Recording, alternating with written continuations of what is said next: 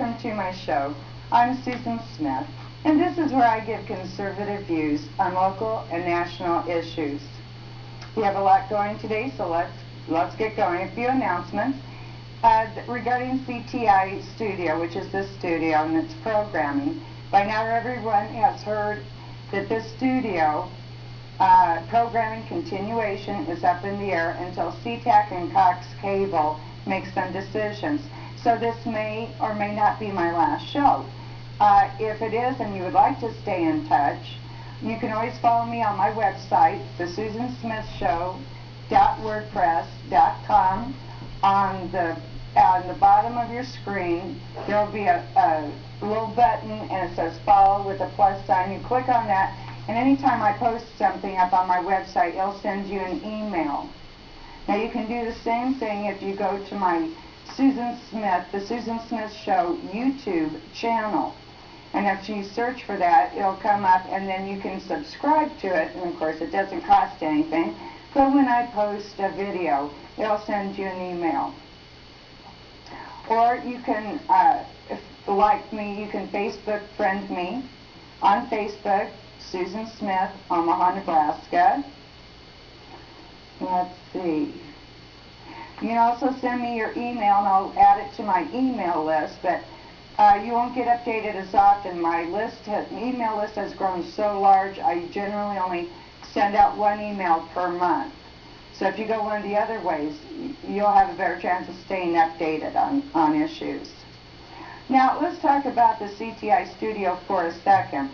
CTI is not receiving funding from the City of Omaha or Cox Cable.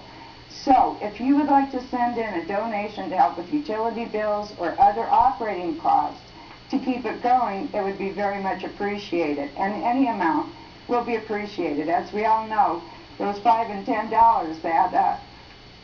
And then I believe the information is up on the screen as to where you can send in your donation.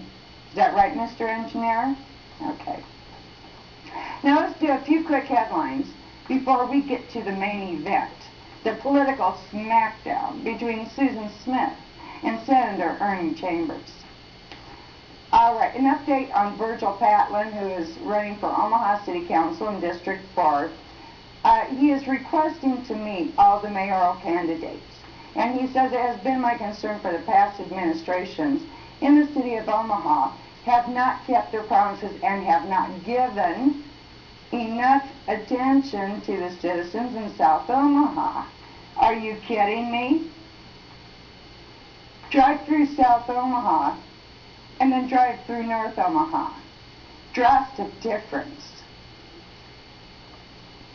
And don't tell me that Gary Gurnett has not done an excellent job for South Omaha. He has. Go down there and take a look at all the brand new buildings. Take a look at how they took a 4-lane street and turned it down. It's easy. Choosing which alone trip? 5,000 law enforcement officers. Consensus that you'd like more flexibility in? This picture. Unbelievable. To help more than 4,000 jurisdictions purchase protective equipment.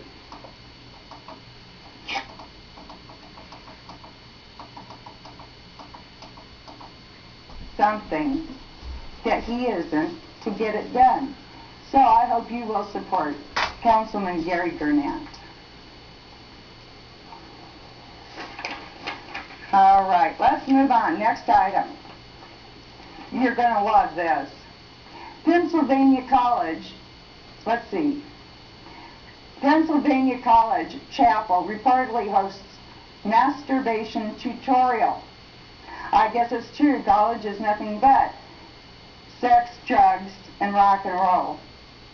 Pennsylvania College Chapel hosts masturbation tutorial at Allegheny College, the campus chapel.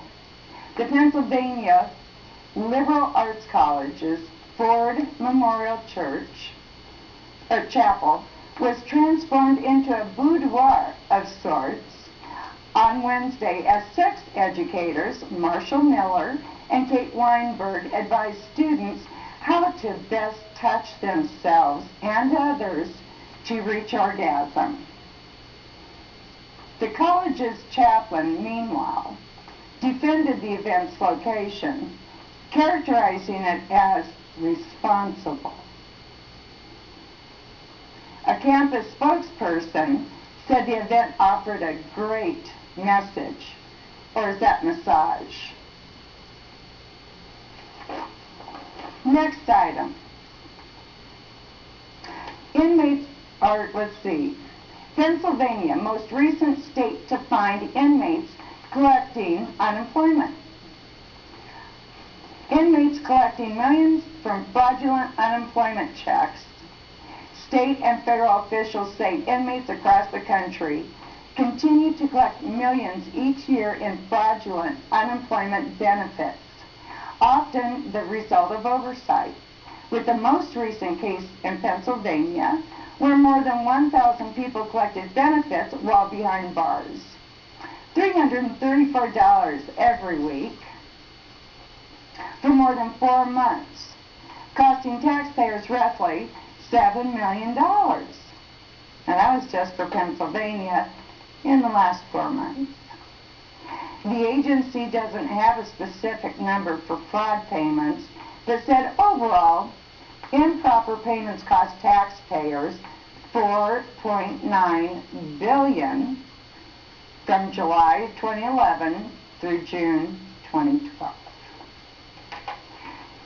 Now, where does that federal income tax monies that supports all these federal programs, who pays that money, and where does our government get that money? They get it from you and me, the taxpayer.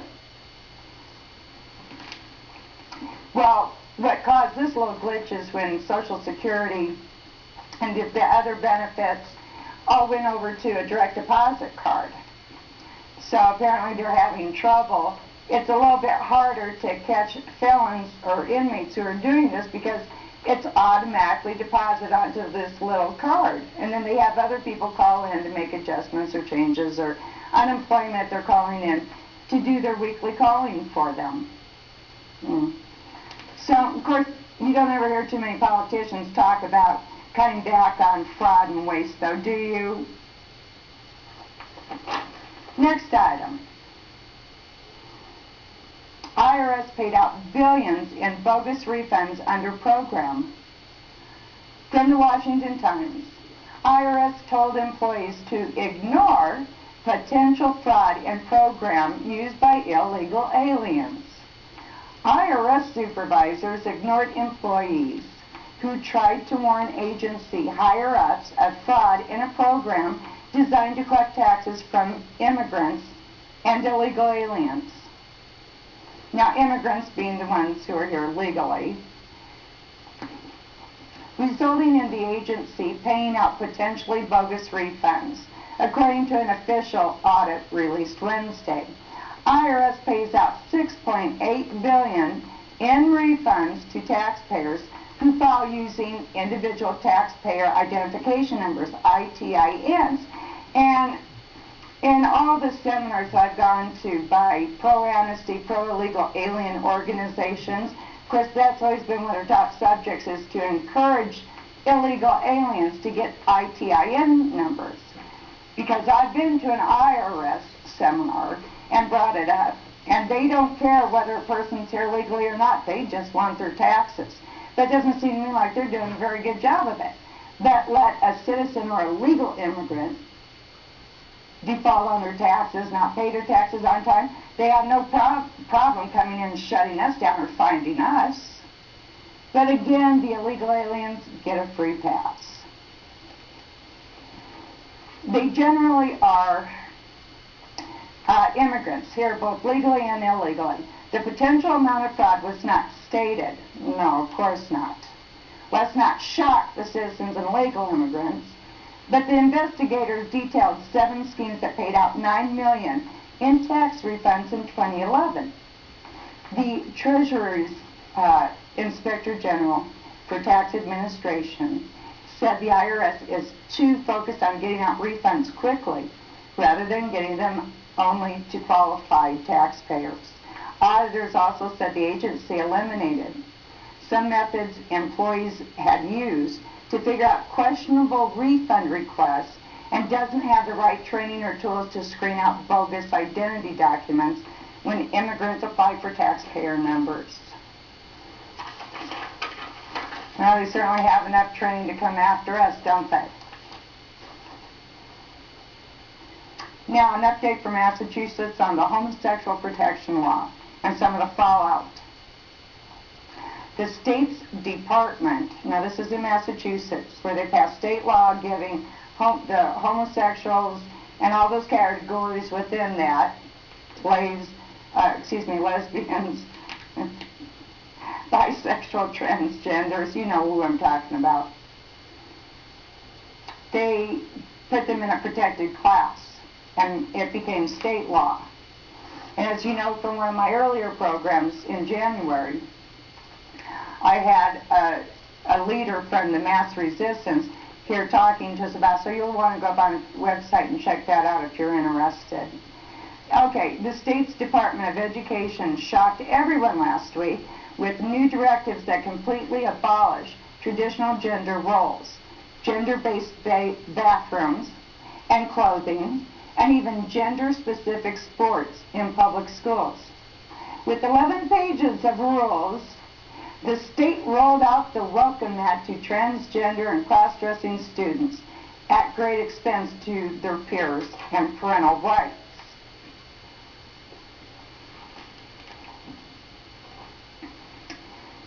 Quote, a student who says she is a girl and wishes to be regarded that way throughout the school day should be respected and treated like a girl.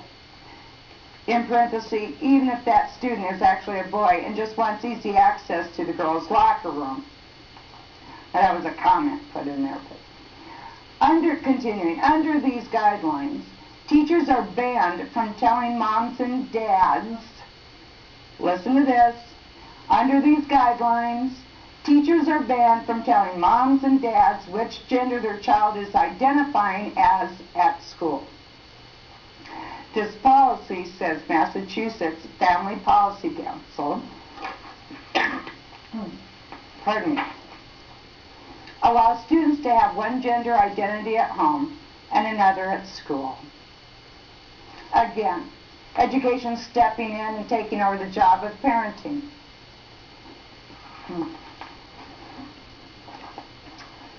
Anything short of full acceptance won't be tolerated.